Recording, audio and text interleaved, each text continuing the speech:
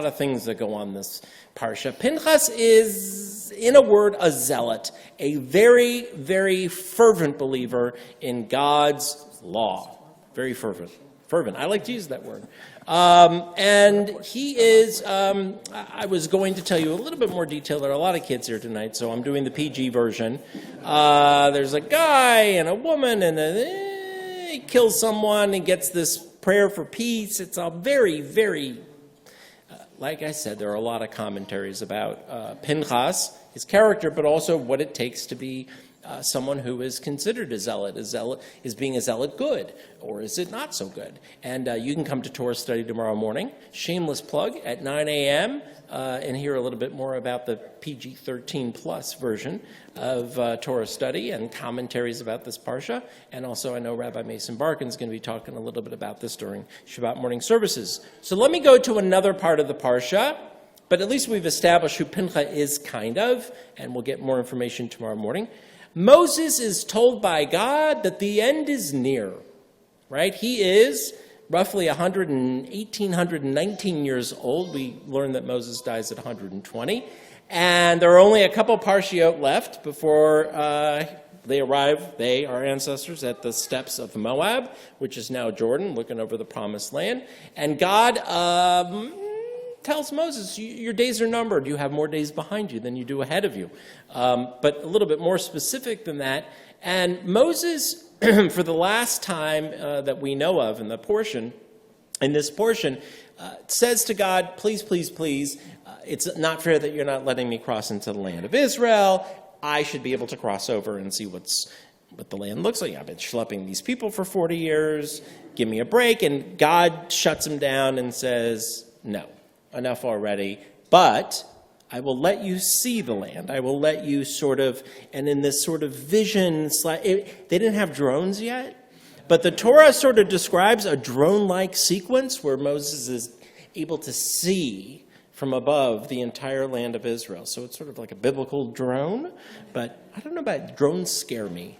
I just want to throw that out there. They scare me. I know that they made the fireworks look really nice the other night on TV, but they scare me. Anyway, Moses gets to see the land from above. He says then to God, of all the things Moses could say, having heard that he is going to die soon, having heard, don't ever ask me again to enter the promised land, the answer is no, and having seen the promised land, there are a lot of things that Moses could have said or done. This is what he says.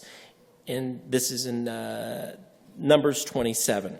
He says, let the eternal God of the spirits of all flesh appoint someone over the community who shall go out before them and come in before them, and who shall take them out and bring them in, so that God's community may not be like sheep that have no shepherd. So of all the things that Moses could have said, as he receives notice from God of his imminent death, and as he gets to see the land of Israel, he could have shared fears, he could have shared anger, he could have shared hostility, he could have said, I quit, if that's the deal. But instead, Moses is concerned first and foremost about the people of Israel. He's very concerned about what we would call wandering Jews. He's worried that without a leader to go out before them and come in before them, that they will seriously walk around aimlessly. He identifies something that I think we all know about people in general, but about Jews specifically, how valuable leadership is, but specifically what kind of leader the people were going to need. Now, what's interesting is he says to God in this plea, please appoint someone from among the Israelites. And one would think, having read the beginning part of the parsha, that would be Pinchas. Pinchas is also given this covenant of peace. It's a very difficult, again, in the commentaries, it's very difficult to take apart why someone who is a zealot and kills someone in the name of God would then be given this peaceful, this peace award. But because of his zealousness, the commentaries are like, why not? It should be Pinchas. In fact, I found something from the Kotzker Rebbe, actually, that the idea the Kotzker Rebbe, a famous Hasidic rabbi, taught that the answer of Pinchas, the zealot whose name is the title of this week's parsha, because of his unflinching fidelity to God and qualities of leadership, that he should have been the one. But no. Who was it? Joshua ben Nun. Yehoshua ben Nun. Joshua, the son of Nun. He is the one who gets the call from God. There's a problem with Joshua. He's not very popular.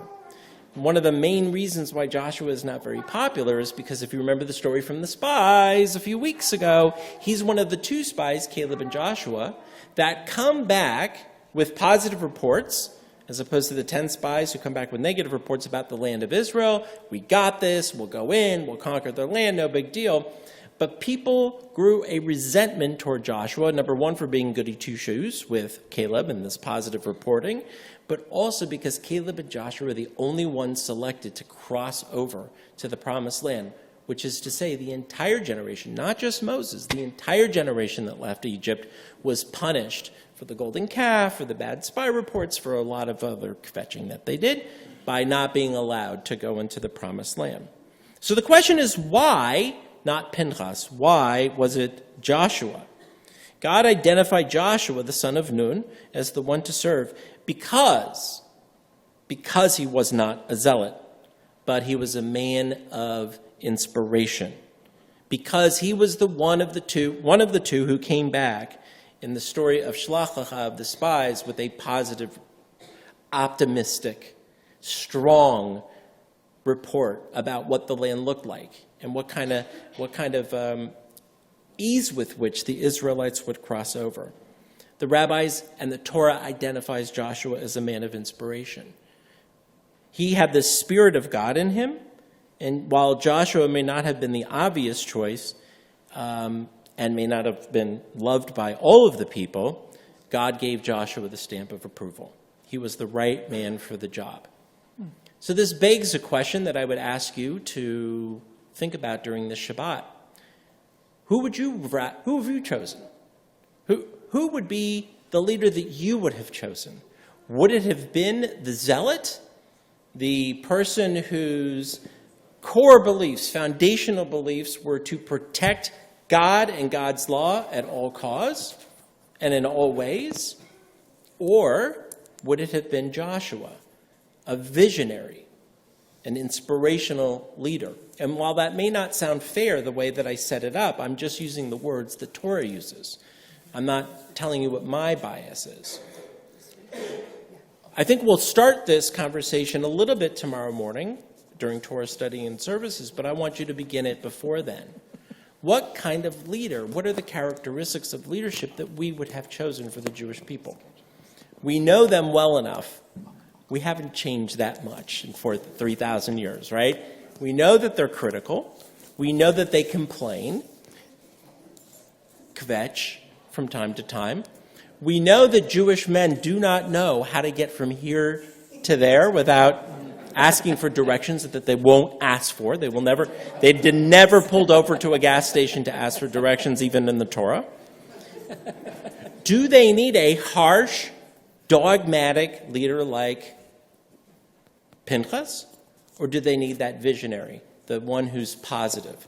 We know that both extremes in some ways aren't ideal, but we also know in this week's parsha that God chooses Joshua for a reason, because of his characteristics, that he is the one who is the one who will go before them and the one who will come in after them.